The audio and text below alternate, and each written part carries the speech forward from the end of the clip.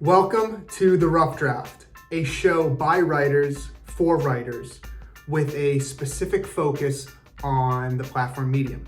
Today's guest is no stranger to the platform. He's been on it for years, has grown a massive following, is a top writer in several categories, including creativity, life lessons, psychology, entrepreneurship, all the while being an editor of a top publication in the Postgrad Survival Guide in his own personal publication, Finding Tom.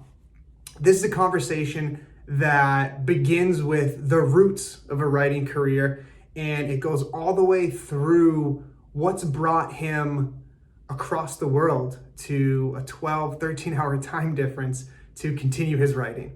So please join me in welcoming, for his first time on The Rough Draft, Tom Kuegler.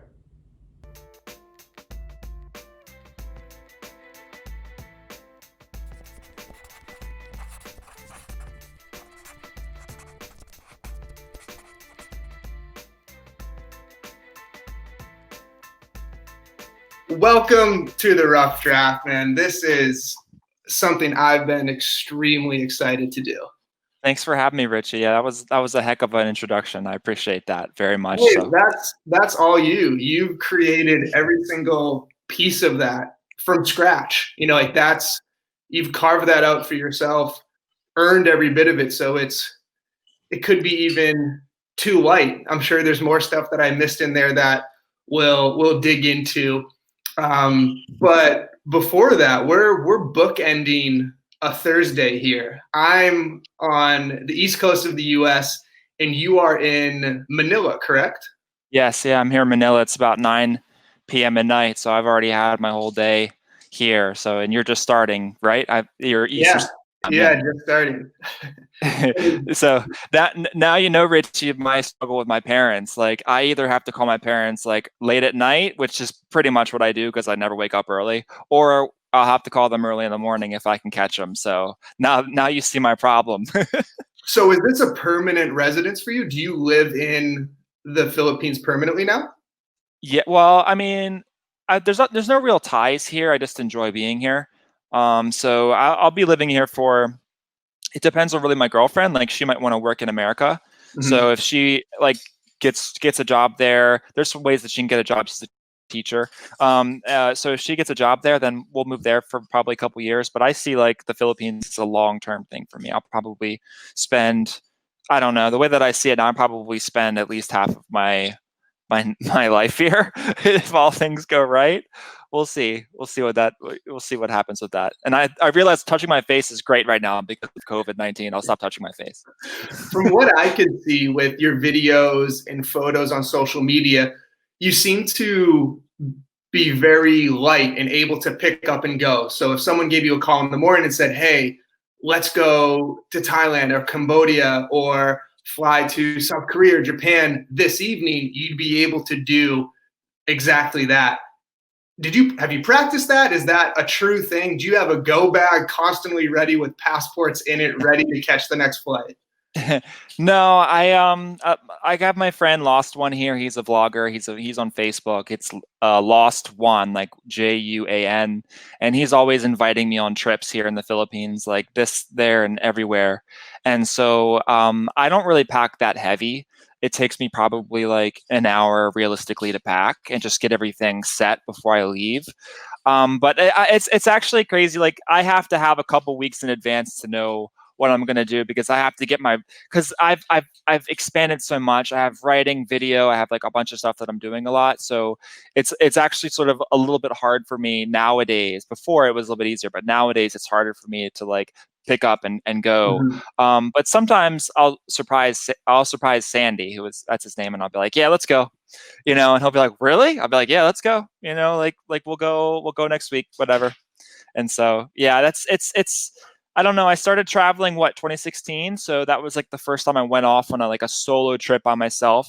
I've always liked traveling, like ever since I sort of left my state in Maryland when I was a kid. I went to Florida for like a week-long vacation for Disney, mm-hmm. And I was so fascinated that you could get on an airplane and go from like super cold weather to like super warm weather in 2 hours. Yeah, I always thought that was so interesting, and that really like showed me like the world is a big place. and that there's a lot more going on than just the place that I'm at right now. So yeah, I like traveling, man. It's something that I've nurtured over the past like 5-6 years. Yeah. It's exciting to see and follow along. I was introduced to you through Facebook, and where I started seeing more of your videos and blogging.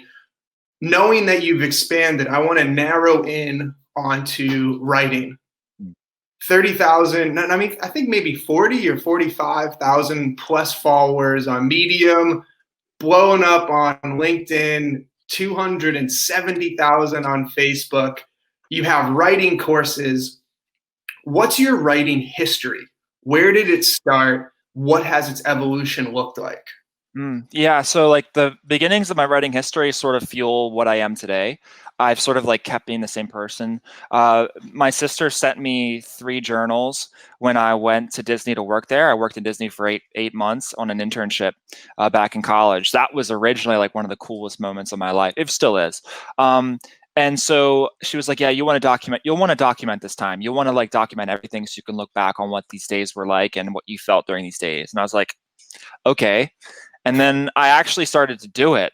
And I found like a lot of therapy from just writing out my thoughts, like not just what I was doing, but also like complaining about my friends or complaining about something. At least I wasn't complaining to somebody else. I was complaining to an inanimate object, you know? So I started to like really enjoy writing just for the sake of writing. And I sort of got hooked on it. And I finished, it was like my last day of my internship. And I was like sitting there in the airport reflecting on everything, super nostalgic, super drama. I was the drama queen. I was crying in the airport writing my last thing. I swear. And Disney does that to you. Yeah, Disney does that to you for sure. You know, but it was such a long time. I spent so long away from home. I was sort of still young, I guess. So, you know, I was feeling the emotions. And then after I graduated college, I started freelance writing online. I thought that'd be a cool thing to do because I couldn't find work. So I freelanced for like a year. And then I found this blogger called Adventurous Kate. She's super cool. She's like the coolest travel blogger you could ever, you know, think about. And I started reading her blog. I was like, I really want to like travel the world and blog about it. That'd be like a super cool thing to do. And so I was like, I can't be a travel blogger if I don't travel. So I decided to just go on a road trip across my country. So I was living in Orlando at the time. I went all the way to San Francisco and I like re-met up with like all my Disney College program friends along the way because they lived in like Arizona, Texas. And then I had my best friend in San Francisco. I lived there for 2 months with him. And so like it took me like 5 months to like go there, live there for a couple months and then come back. I visited a bunch of states. It was a lot of fun. So I came back from that. And I was originally writing like travel tips for San Francisco and like travel tips for Austin, Texas and stuff. And it didn't really I don't know, I wasn't really loving that much. And so I found Medium like a couple months after I got back. And I just started writing about everything I learned, more personal stuff, not like travel guides, personal things about what I've learned on the road and in my life so far. And I started the publication, the Postgrad Survival Guide. And after like 30 days of publishing, I started to see that my publication was getting like 20, 30 followers per day. And I was like, whoa, that's a lot. Like that's way more than I could have ever thought about and dreamed of, you know, and it was because I had been publishing for a long time. And so I just kept at it on Medium. I kept going by myself, publishing like every day, every weekday, and just kept growing and growing and growing. Medium was like the perfect place for that, for my writing. And I just kept going. This was like maybe like early 2017 where I started to get my published every day. And so I've been publishing on Medium for like 3.5 years now. It's been quite a long time. And that's why I've been able to get, you know, I don't know how many followers I have now. I don't really look at it that much. But that's really my journey. And I started, I saw that no one sort of had a course on Medium. So like, I was like, well, people are asking me questions all the time in the comments. Like, how do you do this and this and this? So I decided to make a course and sell it. And I was super nervous, but people bought it. And I was nervous because no one had the course like that. Like they say, when you make an online course, there needs to be a little bit of competition already because that's a valid market or something like that. I don't have the right word for that, but I was like the first person to do it, so I was like super nervous, but people bought. And it was the people that bought my first course were the people that I would respond to comments to. I would like be thoughtful to them with them in the comments. I would nurture that relationship, and like they were there for me. And I had 15 people buy my first course. So it's Wow. sort of been just like that ever since. I started a vlog on YouTube and Facebook as well. We can get into that a little bit later if you want. But I've just kept that process going, sell the course, write on Medium, and help people as much as I can. And it's just kept growing, man. I've been very blessed with the perfect platform. Medium has been great for me. And so moving from having those existing prompts, which is you're traveling across the country, write about everyday travel tips, evolving into writing the more personal pieces, how do you navigate cadence and the old writer question, quality versus quantity? Are Yeah. you aware of it? Are you saying, hey, I trust what I write and I'm going to put it out whenever I want? Do you lean towards one camp or the other, or do you totally hate this conversation that happens in the writer ecosystem? I love this conversation. I think there's valid points on both sides. I don't think there's right answer really. The people that say quality is the way to go and that's the only way to go are wrong. And I think the people that say that quantity is the only way to go and that's the only way to, and that's it, are wrong as well. I think both sides can be right at the same time. For me, it just depends on how good you are of a writer. I think like I already had a lot of practice before I started to publish on Medium itself. So when I write a blog post, I originally intended it to be like very small nuggets of information, like 300 words. I call them nuggets. It's not that big. It's like you could read that in a jiffy and then be done and go on with your day. Sort of like Seth Godin. His blog posts are super short.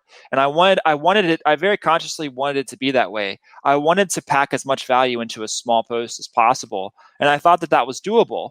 And so because I had practiced a lot writing already, I knew how to sort of contain an idea in a short, concise manner and make it entertaining enough for people to keep coming back to it. So for me personally, quantity worked a lot. And I think that for anybody else watching, like quantity can get you to quality. And what do I mean by that? Like when you say, I'm going to make one blog post per day, and I'm going to make sure that that's a solid, tight idea, that's very hard to do. It's actually much harder to do than like, I'm just going to sit down and write for 2 hours. Like you have to like begin a story, get to the middle of the story, and then end the story and make that entertaining for people. And to do that every single day is very difficult. But it also gives you like the sense of like pride, like, oh, I made something today, and I'm going to make another thing tomorrow. And it like sort of drives you forward and gets a lot of momentum going. And so for me personally, I think the quantity worked for me. It really did. And as you practice more, I mean, how do you become a faster sprinter? You sprint. As you practice more, you become a better writer, and you can start to branch out and write bigger pieces, and you'll find your writing gets tighter and better and more entertaining. And so that's my stance on that, Richie. When an individual is trying to do a 30-day writing challenge, and it's like you said, it's hard to create something from scratch every single day just to meet that self-imposed challenge deadline. But if you just sat down and said, hey, I'm going to spill into this document for the next 2 hours, we know something will come out of it. Outside of putting in the reps, are there any other practices that you keep that are fostering or nurturing your creativity and originality that make it, when you arrive at your keyboard, just a little bit easier every time? Yeah. It's funny, Richie. It's a great question. I don't do that much. I honestly don't. I think one of the things that I do is I try not, like, I read every post that the Postgrad publishes. It's almost like I read the post and then I forget about them, because I don't want like to write something that someone else has already written before. I always try to start with myself. I always just try to start with my personal story, and I try to start from emotion. Like I write on my to-do list, every other day, like write a Medium post, like maybe twice a week I write it on my to-do list. I'm like, all right, I'm going to write a post on Tuesday. I don't know what it's going to be. I have no idea, and so I sit down on my computer and I'm like, what am I feeling right now? am I feeling nostalgic? Like, did I just read a Facebook post and did it, make me angry? And do I want to write about politics or something, or what? Or did I watch a movie last night that it was a love story? Like, do I want to write about like relationships or something? I try to like always start at that moment what I'm feeling, because when you start with emotion, personally, when you look inside, when you start with your emotion, I think you can't really go wrong with that. And it's therapy for me. Like I said, it's more of journaling. I look at blogging as more of journaling. I'm not like always thinking like I'm gonna write a viral post today. I'm gonna try my best, like tweak, I'm gonna write. I want to have a therapeutic moment. I want to get some of my chest, and I feel better. And that in and of itself is the which I've written it for. So yeah, I hope I answered the question, Richie. I'm sorry, but I sort of just always feel that day, and that sort of helps me be more original. And everything that I read, I just sort of like I try to forget about it, put it out of my mind. I need to copy anybody. What's interesting is that response really highlights a creative difference that we share, where I am someone where like ideas come and I'll keep this document with hundreds, if not thousands of titles. And you have the ability to arrive to a page and spill into it and find comfort with that. And both outcomes can be a quality piece. So that message goes out to the writer where it's like, hey, whatever creative practice works for you and is most comfortable is the appropriate one for you.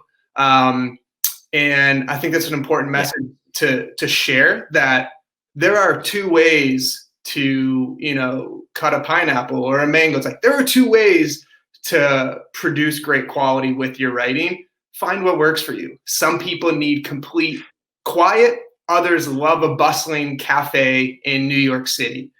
So I'm glad we're able to surface that. And I want to dive into a bit about some favorite pieces of yours and,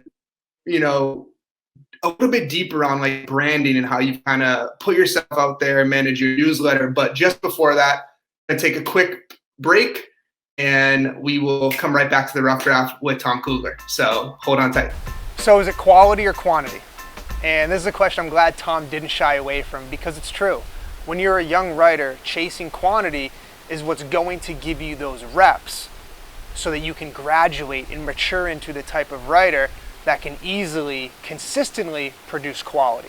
And it's a true testament to the idea that you're rewarded for what you invest your time in. And that's something I know personally well because of my relationship to meditation. Meditation didn't always come easy, and I quickly learned I needed to make it not only convenient, but I needed to make it comfortable. So what I did there was I got cushions, and I use Half Moon Yoga and Meditation's Mod meditation cushion, and I sit that on top of their Zabuton, and it's something that really provides a lot of comfort for my hips, my ankles, and knee support during my practice. So I'm really glad that they came on as a partner of the show. And another part of my day that I look forward to is my Turmeric Latte. I use Golden Roots mix. I use the original and the sugar-free, depending on what kind of mood I'm in. But they're both caffeine-free. They both have all the properties of turmeric. So curcumin, you're getting that in your system. And I am just so grateful that Golden Root and Half Moon Yoga and Meditation are part of the show, supporting myself, supporting writers across the world. But that's enough about me. Let's go learn a bit more from Tom and his history and some of his favorite pieces. Welcome back to The Rough Draft, joined today by Tom Kuegler, editor of the Postgrad Survival Guide, the personality of the entire Finding Tom brand, jet setter, former Disney intern, world traveler. You've honestly done it all. The one thing, though, that we've yet to cover is a big ask. Now, you've written probably thousands of pieces. Do you have a favorite? Yeah, so there's one favorite of mine that not many people know about. This post was written 2 years ago, and it's called "I Don't Believe in God Anymore, Do I?" Mm. And it's basically just me sort of towing the line, batting back and forth in my own head, whether I believe in God, some of my problems with religion. But at the end of the piece, I talk about how when I feel turbulence on an airplane, I'm still praying. I take that moment. So I'm a hypocrite in my own mind, and I love that piece so much because I never write about religion. That was a very inspired piece. That idea had been bubbling up inside of me for a long time, and I had never really been vulnerable and talked about that before to an audience. I was actually quite scared. Even after like years of writing, I was still scared to publish that. And I'm very proud of that piece because it didn't alienate anybody. Like, religion could be so divisive, same with politics. And I found that with my videos, sometimes I can sometimes take such a hard stance that I end up alienating the people that I want to convince. And I do that a lot, actually. But with this piece, I did it. I think I took a good stance, and I debated it so well that, like, even if you were religious, you could sort of see where I was coming from. And even religious people have doubts, so they understand. But I was very proud of that piece because I was able to not alienate anybody at the end of the day. And I have this like really weird story. It's basically just me, like, that article was basically just me debating with myself whether I believe in God or not. And so I had this weird story that like gives me chills. But like when I stopped writing that piece and I went back to see the word count, and I was like, in the piece, I'm like looking for a sign. I'm like, can God send me a sign? And the word count was 1666, which is like either really terrifying or like a sign or whatever. But I was like, wow, of all the number combinations that could have been, it was that one. And so that really gives me chills. Like, that's like the closest that I've ever been to, like, I feel like a sign, from above or something. So that story always has a special place in my heart. With a story like that, one that has a polarizing topic of religion or politics, they might be considered departures from what your daily writing might look like. How are those received by your fans, your followers, and your audience? Yeah, like, I think like some people just ride or die with you for, the social media advice or the advice for post grads. Like, they won't really read if you go outside of your sort of like niche. But I was very surprised that like a lot of people that read me, like, it's weird, Richie. Like, you'll find as you sort of like keep publishing and stuff, and I'm sure you've already found that like there's probably like a group of like 20 to 30 people that will always read your stuff no matter what. And so I really had a good response from them. And when I sort of write outside of my topic zone, there's always like that group of 20 to 30 people that are always there for me, and they always clap, and they always support me, and they're like, they'll read anything. And that's such a cool thing about the internet. Like, there's a lot of people that just read a certain author because they want to get writing advice or whatever, which is fine. But when you know that you've had a really great connection with your audience, you have that when they'll read anything, that you publish, no matter what. And so whenever that happens for me, I'm always like super thrilled. But yeah, I definitely see like a sort of like nosedive in views whenever I publish about religion or politics. I don't really publish about them too much, but that's okay. My 20 to 30 ride or die fans are there. Yeah, but those 20 or 30 ride or dies, even if they're going to disagree with you, they trust your intention.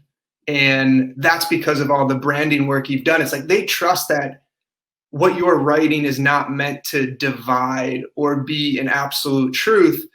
You've mentioned that most of your writing are like diary and journal entries where you're sharing your own self-exploration. And I think as someone who would be considered a ride or die reading all of your pieces, I get that. And even if I were to say, oh, I disagree with Tom on this, it's not, you're never writing with malice. So it's so fulfilling when you can get that across through your branding.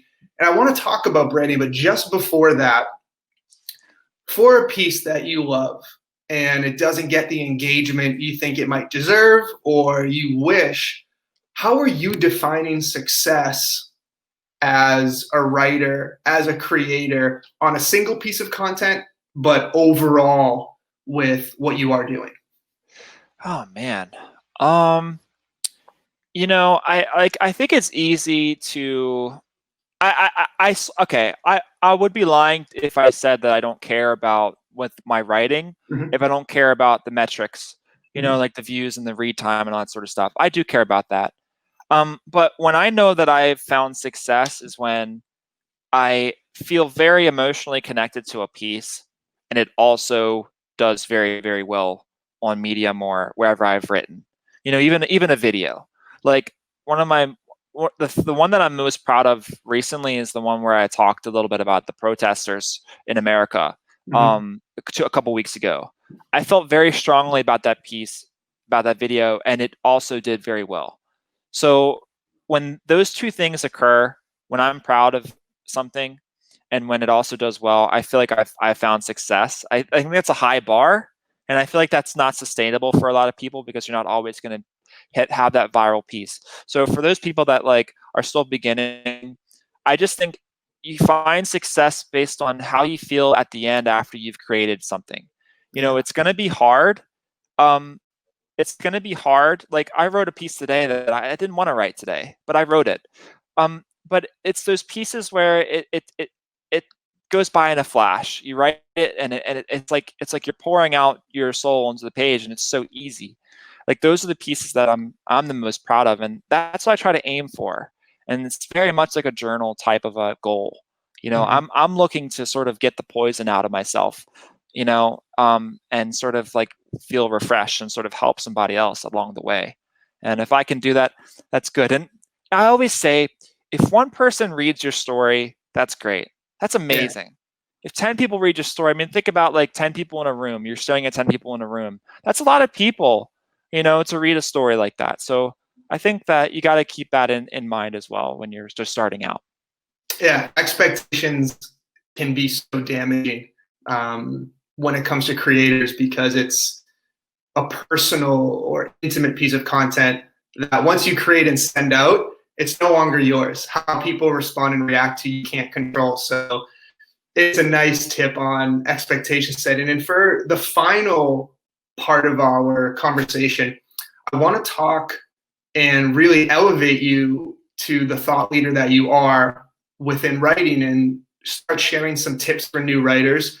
I think it begins with branding. You've done an incredible job. You've opened up publications, you've done Facebook pages, you've gone on LinkedIn, Medium, and you've grown everything. How did you know what to do? And what tips do you have for someone who is at zero across the board, they're ready to start putting themselves out there? Yeah, Richie, I think like I sort of ask myself this question a lot. I'm like, how did I find success on Medium really? And I think the roots of that began with like my wrestling days. I used to wrestle in high school and college, and I learned like the value of hard work back in those days. I mean, Mhm. nothing's given to you. It's like like wrestling's one of the hardest sports there is, if not the hardest sport out there. You know, um, so I learned a lot about hard work and I learned a lot about dedication, and I learned that like you have to show up to practice every day if you want to get better, and it's just going to take a long time. Really, that longevity, it takes a long time to succeed in something. And so like when I came on Medium, I knew like I'm not going to be I'm not going to be Stephen King in 1 month. Um, I decided that I'm going to publish a lot, and I'm not going to really pay much attention to Mhm. the statistics for a while, and I'm just going to try to like have this as a creative experiment. I'm going to challenge myself as a creator, and I'm going to say like, no, Tom, you won't publish 30 days in a row, and I'm going to like prove myself wrong. And so like I think that wrestling mindset, that like determination, that perseverance, I mean it's just like you're pushing yourself to the absolute max as a wrestler every day and a lot of matches as well. And so pushing myself creatively online is not that hard. Like a lot of people, they might sit down to write a blog post and they don't want to write that day. Well, too bad. Write anyway. I Mhm. I do that. I try my best to do that. And so I think everyone get so romantic about writing, like, oh, it's going to be like easy and like it's going to be fun. And no, like there's going to be a lot of days where you don't want to write at all, and you got to power through that. And so for me, it was just always publish a lot of stuff. Like that was, I knew like, come on, you're never going to find success in anything unless you do it a lot. So I knew I'd have to publish a lot. And so when I started to get a little bit of success on Medium, I started to get that started to inspire me and give me hope. And I just kept writing and writing and writing because I started to see little upticks in followers and views. And I was like, oh, I got like 40 views on this post when I got 30 last week. And, you know, I'm gaining in followers and like, I'm hopeful and I want to see what the ceiling is. And so there's like this thing inside of me that also really likes to grow things. And that's why I've enjoyed to go out in different, you know, projects like Facebook and YouTube and all that sort of stuff. And that's why I'm working on future projects right now. And so, yeah, I hope that answers your question, Richie. That's, you know, it started with wrestling back in the day for me. So I know where the hard work comes from and putting in the time and the hours.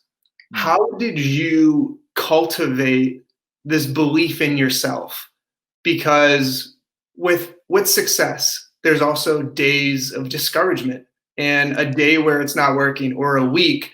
Yet here you are 5 years later from when it started in 2016. How did you navigate those days when it just sucked and you questioned everything? How did you still arrive at the keyboard that day or in front of the camera that day? Yeah, it's a great question. I was watching True Grit the other day, like the remake with and I love that word, grit. I know it's like overused so much. How did I bring myself to come back to the computer? Well, honestly, I love it. You know, there's a part of me that it's hard to start as a writer. Sometimes when you sit in front of a computer and you have like a billion other things to do and the world is so loud. But then when I start going, it takes me like 10 minutes and then I really fall into the piece. And then the Tom that I always am. You know, I sometimes like sit down on my computer and I start going right away. And then sometimes it takes me a couple minutes and I just got to keep going. I think that might be that knowledge that, oh, I just need to get past the first 10 minutes. I just need to get past the first 15, 20 minutes. And then I'm going to hit my spot. And I promise, like, just start writing. I mean, if you're not feeling it that day, just start a little bit, and you'll hit your groove. You'll hit your groove, whether that's 10 minutes in or 20 minutes in. I don't think it should take longer than 20 minutes. You know, I think you'll hit your groove pretty quickly, actually. So what I love, and love may not be a strong enough word, maybe admire most, is myself included, aspiring or writers, young writers, existing writers are always looking for ways to get better. And we think it's this little hack economy, you know, try this, do this. But what I'm hearing is, yeah, there are ways to advance yourself and do some smart things online.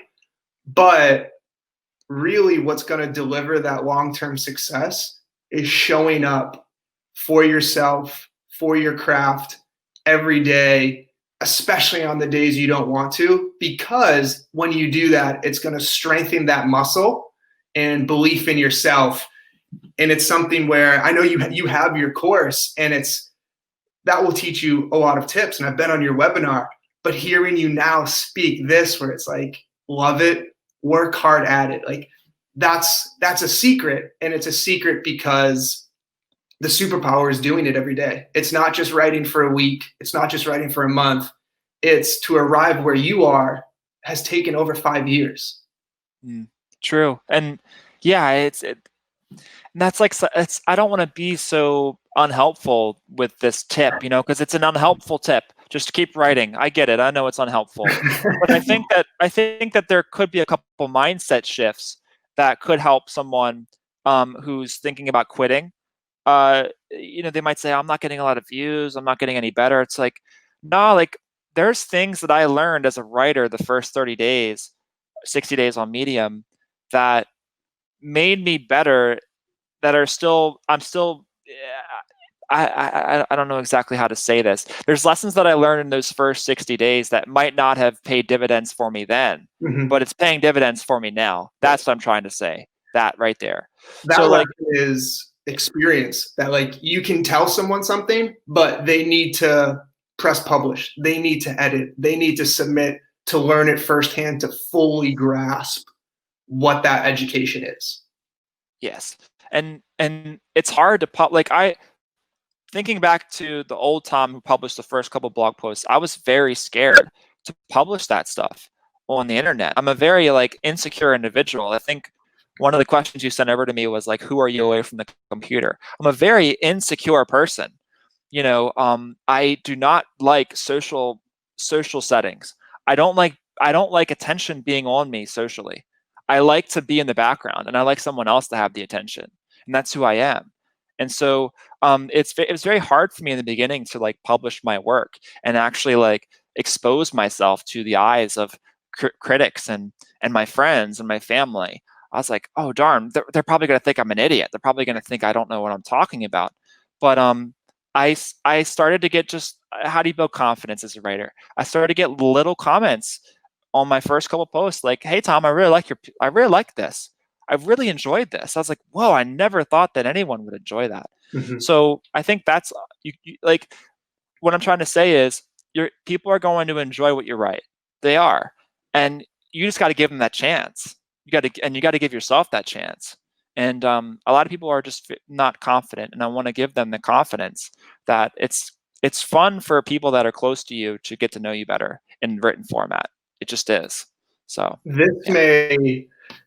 that response may be why you're such a great editor, that wanting to elevate and highlight others is a default of yours. So as someone who's published with you, and I know hundreds or thousands of other writers have as well, we can all feel that.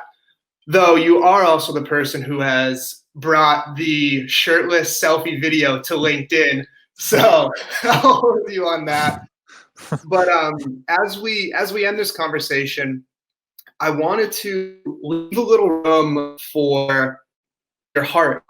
The Philippines. You write about the Philippines. You do videos about the magic of it, and man, it's 12 hours away from a lot of people back in Maryland, if not longer, for the other time zones of the United States. So I wanted to give you the space to just share a little bit about the magic that you found there. Yeah, I'm definitely giving up a lot being here. I miss my family. I haven't seen my family in almost a year now. I actually had to leave my dad. It's funny, speaking of travel stories, I actually had to leave last July before saying goodbye to my dad because I actually missed my flight. I thought my flight was the next day, and I missed my flight to New York City, and my mom had to drive me up to New York City. I couldn't even say goodbye to my dad. Oh my. Yeah, speaking of crazy travel story, but I made my flight to Paris, so it was all good.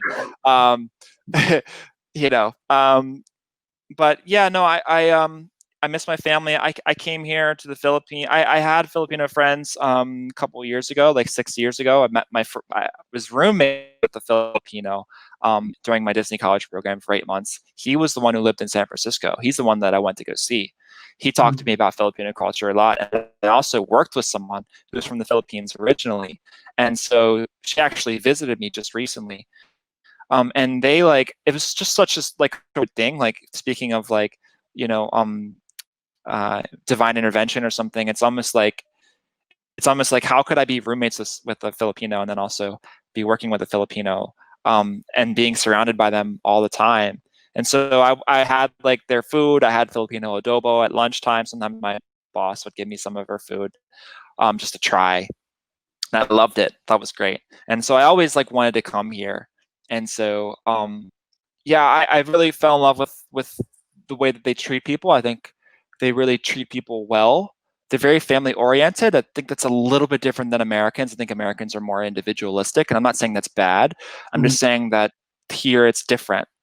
And you start to see when you go to the provinces here that people live much different life than Americans. I mean, I've seen people slaughter pigs. I've seen people slaughter chickens. I mean, It's just they truly live off the land sometimes in the provinces. And you see that life, you're like, that's really cool. They're very capable people. And you see people in America freak out, because they didn't get their food in 30 minutes at McDonald's, but it's like, well, why don't you go try to slaughter a chicken, or like you can't take care of yourself. If there was an apocalypse, then you'd be in trouble, and I would be in trouble too, quite honestly. So I started to really see like that difference in lifestyles, and I grew up very proud of my country in America, and I still am proud of my country.